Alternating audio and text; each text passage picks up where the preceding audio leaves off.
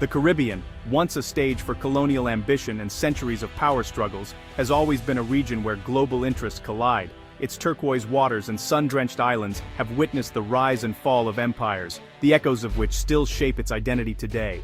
During the Cold War, the Caribbean became a chessboard for superpowers, with military bases, covert operations, and tense standoffs defining the era. Now, decades later, the region is again on edge, as old rivalries resurface in new forms. On November 15, 2025, a new chapter unfolds. Venezuela and the United States find themselves locked in a tense military standoff, their warships and patrols shadowing each other across contested waters. The skies and seas are now crowded with warships and fighter jets, each side flexing its military might.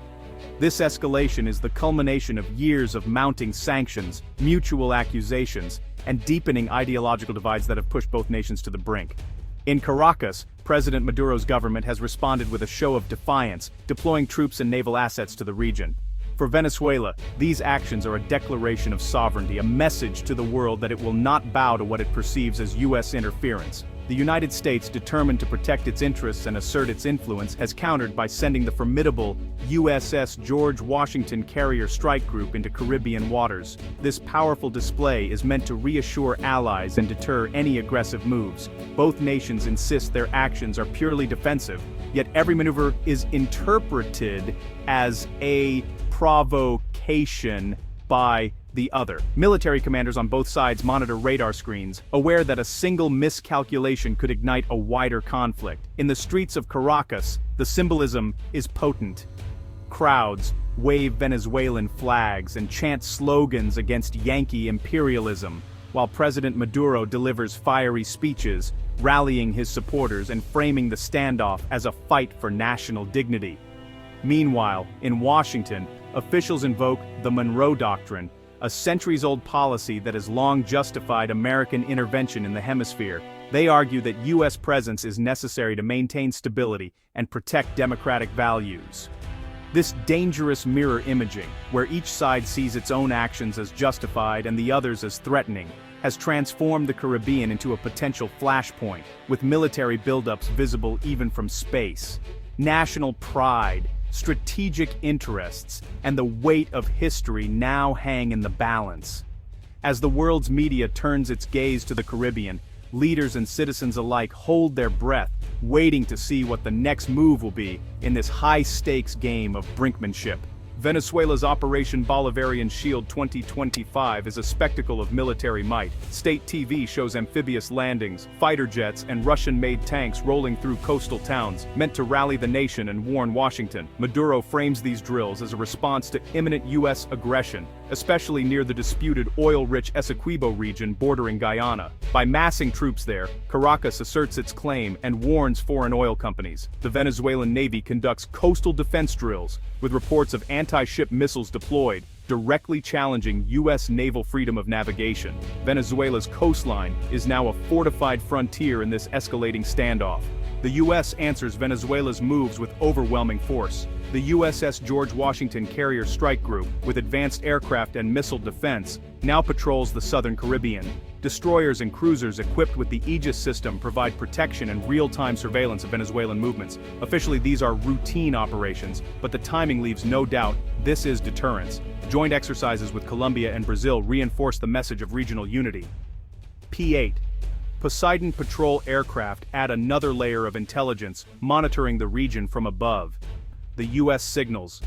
Any misstep will be met with swift, overwhelming response. Defense experts warn that the current situation is a powder keg, with tensions simmering just below the surface. The region is on edge, and even a minor misstep could have far-reaching consequences. Analysts emphasize that the stakes are incredibly high, and the world is watching closely as events unfold.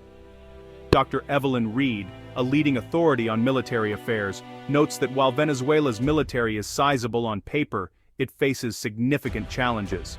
Years of economic hardship, international sanctions, and limited access to modern equipment have left the armed forces struggling with poor readiness. Many units lack spare parts, and morale is reportedly low, making sustained operations difficult.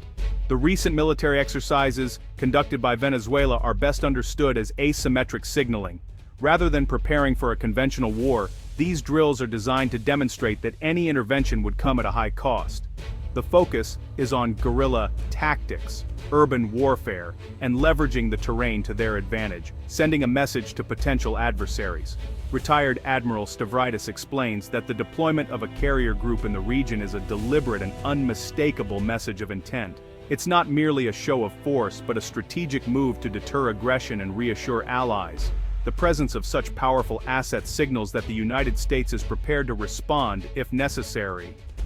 Venezuela's display of Russian and Chinese military hardware may look impressive during parades, but experts caution that its true effectiveness in real combat conditions remains uncertain.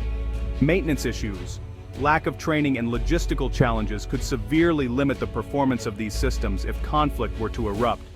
The real danger, experts warn, lies in the potential for miscalculation. A radar lock, a misunderstood signal, or a nervous commander under pressure could inadvertently trigger a rapid escalation, drawing both sides into a conflict that neither truly wants. In this high-stakes environment, both sides are walking a tightrope. Every decision is fraught with risk, and it is ultimately nerve, discipline, and restraint that stand between the current standoff and a potential disaster. The coming days will test the resolve and judgment of leaders on both sides. The world reacts with alarm as tensions rise. The Organization of American States condemns Venezuela's actions, while Cuba, Nicaragua, Russia, and China urge restraint and back Caracas. Russia and China warn against U.S. military buildup, calling for diplomacy. Legal ambiguity clouds the standoff. Venezuela claims sovereign rights. The U.S. insists on freedom of navigation. The UN urges de-escalation but is paralyzed by great power rivalry.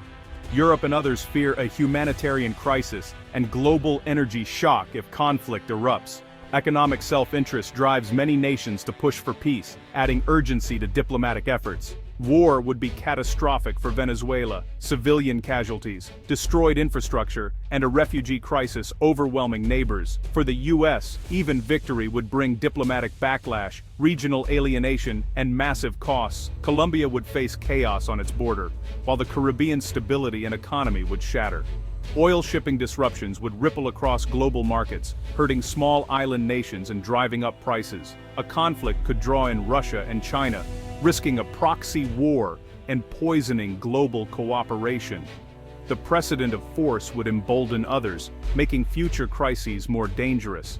In this calculus, even winning means everyone loses. The United States and Venezuela now stand at a critical crossroads, one that could determine the fate of not just their own nations, but the stability of the entire region. The choice before them is stark: pursue the difficult path of diplomacy, or risk plunging into disaster through confrontation and war. Tensions have reached a boiling point, and every move is being watched by the world. Behind closed doors, back-channel talks are quietly underway. Neutral nations, acting as mediators, are working tirelessly to bring both sides to the negotiating table. These secretive meetings offer a glimmer of hope, providing a possible way for both Washington and Caracas to de-escalate the crisis and save face without appearing weak to their domestic audiences or international rivals. However, the road to compromise is anything but easy. Years of deep-seated mistrust, bitter rhetoric, and hardline political stances have created a toxic environment where even small gestures are viewed with suspicion. Both governments face internal pressures that make any concession seem like a defeat, making genuine compromise elusive and fragile. The risk is real and immediate. A single miscalculation, a minor incident at sea or in the air, could quickly spiral out of control. What might begin as a limited clash could escalate into a full-scale conflict, drawing in regional actors and threatening global stability. In the event of open hostilities, the U.S. would likely launch swift and overwhelming strikes to neutralize Venezuelan military capabilities. In response, Caracas would seek to inflict damage where possible and rally international sympathy, portraying itself as a victim of aggression in hopes of swaying global opinion and gaining support. This situation is a textbook example of the security dilemma, where each side's defensive measures are interpreted as acts of aggression by the other. As both nations ramp up their military readiness, the risk of misunderstanding and accidental escalation grows ever higher. Around the world, leaders and ordinary citizens alike hope that reason and the sobering reality of war's cost will prevail. The devastation of conflict would be immense, with consequences far beyond the immediate battlefield. The hope is that logic, dialogue, and diplomacy can win out over the impulse for confrontation. The coming weeks will be decisive. The Caribbean now stands on the edge, poised between the possibility of stepping back from the brink or plunging headlong into chaos. The choices made in this moment will echo for years to come, shaping the future of the region and the world.